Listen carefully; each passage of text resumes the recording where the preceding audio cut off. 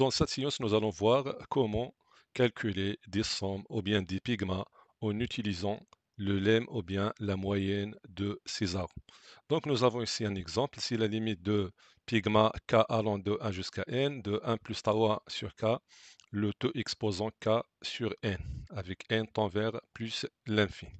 D'abord, nous allons présenter la moyenne de César. Donc, cette moyenne stipule que si on a la limite, par exemple, d'une suite UN quand n tend vers plus l'infini est égal à un réel L, ça implique que la limite de cette moyenne-là, de U1 plus U2 plus Utawa plus jusqu'à UN divisé par n tend vers plus l'infini. Cette moyenne-là est égale aussi L. Donc, constatons bien qu'on a, donc la moyenne, c'est sigma de UK, k varie de 1 jusqu'à n sur n, est égal à L. Maintenant, nous allons voir des exemples pour voir l'utilité de cette moyenne-là. Donc, prenons un exemple. Par exemple, on a calculé la limite de, on a sigma de expo de 1 sur k, k allant de 1 jusqu'à n divisé par n.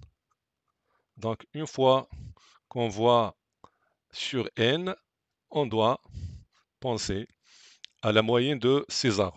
Donc, dans ce cas-là, cette limite-là, c'est la limite de, donc écrivons cette somme qui est expo de 1 sur k, remplaçons k par 1, donc c'est 1 sur 1, plus expo de 1 sur 2, plus expo de 1 sur tawa, plus jusqu'à expo de 1 sur n, divisé par n, et n tend vers plus l'infini. Donc, selon la moyenne de Césaro, donc, il se fait de calculer la limite de ce dernier terme. Donc, on va calculer la limite de expo de 1 sur n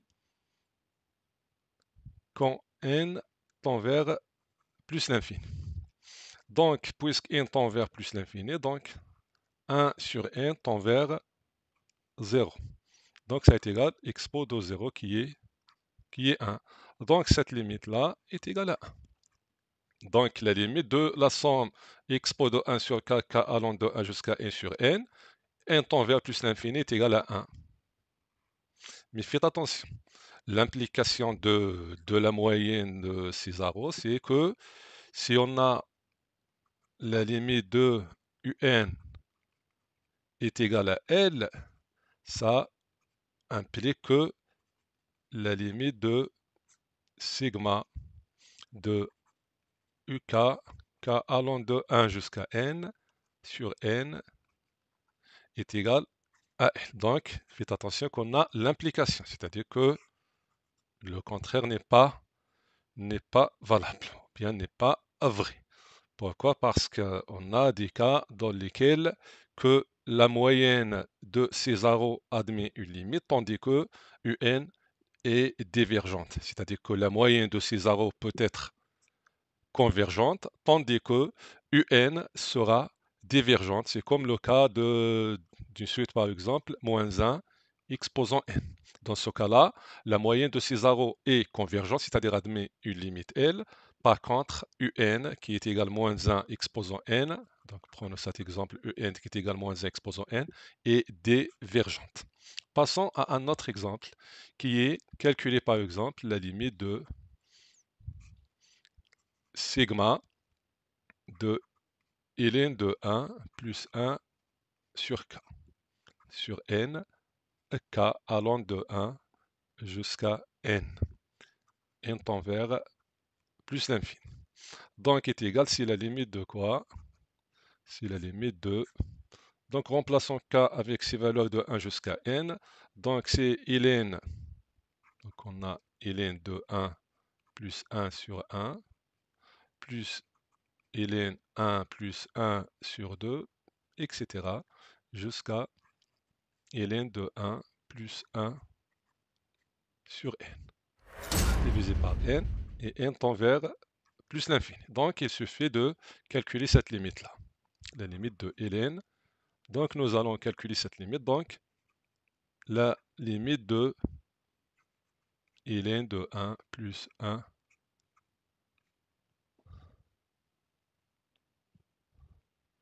avec n tend vers plus l'infini.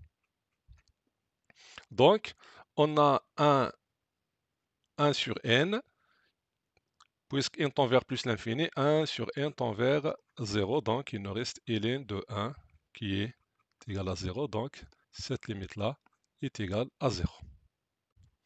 Prenons un autre exemple qui est déjà posé, sous forme de QCM au concours de la médecine. Donc, ils ont, par exemple, les données sont, sachant qu'on a la limite de un moins un moins 1 est égal à 2, n tend vers plus l'infini. On a u0 est égal à 0. La question, c'est calculer la limite de un divisé par n. N tend vers plus l'infini. Donc, le candidat doit constater qu'on a divisé par n. Donc, une fois qu'on a sur n, on doit penser à la moyenne de ces arbres. Donc ici, posons par exemple, on pose vk ou bien vn est égal un moins un moins 1. Donc vous voyez bien que la limite de vn est égale à 2. Donc on a la limite de vn quand n tend vers plus l'infini est égal à 2. Donc selon ces arrows, nous pouvons écrire que la limite de la somme de vk, k allant de 1 jusqu'à n, sur n est égal à 2. Ça signifie quoi? Ça signifie que V1 plus V2 plus Vtawa plus jusqu'à Vn sur n est égal à 2. Donc V1 c'est quoi? Donc, par exemple, donc on a est égal à 2. On a divisé par n. Donc V1 c'est quoi? C'est U1, c'est tout simplement U1 moins U0. Plus V2 c'est quoi? V2 c'est U2 moins U1. Et ainsi de suite jusqu'on arrive à Vn qui est Un moins Un moins 1. Donc vous constatez bien qu'on a, ici U1 moins U1 sans poser. U2 sera simplifié avec moins U2 jusqu'on arrive à la simplification de moins Un moins 1. Donc qu'est-ce qu'il nous reste? Il nous reste Un moins U0. Donc on obtient Un moins, ici j'ai oublié la limite, donc ici on doit mettre c'est la limite lorsqu'n tend vers plus l'infini. C'est-à-dire que la limite de un moins u0 divisé par n avec n tend vers plus l'infini est égal à 2. Donc puisque u0 est égal à 0, donc ça implique que la limite de un sur n tend vers plus l'infini est égal à 2. C'est comme ça on a répondu à la question. Maintenant, on passe à la question de cette science. La question de cette science, c'est calculer la limite de pigma. Pigma de quoi? C'est pigma de sigma. Donc, pigma de 1 plus tawa sur k. Donc, 1 plus tawa sur k, exposant k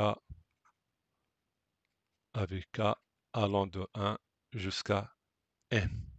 Voilà, donc c'est pigma de k allant de 1 jusqu'à n, 1 plus tawa sur k, exposant k sur n. N tend vers plus l'infini.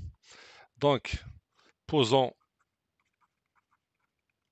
Sn, c'est pigma de k allant de 1 jusqu'à n, 1 plus tawa sur k, exposant k sur n.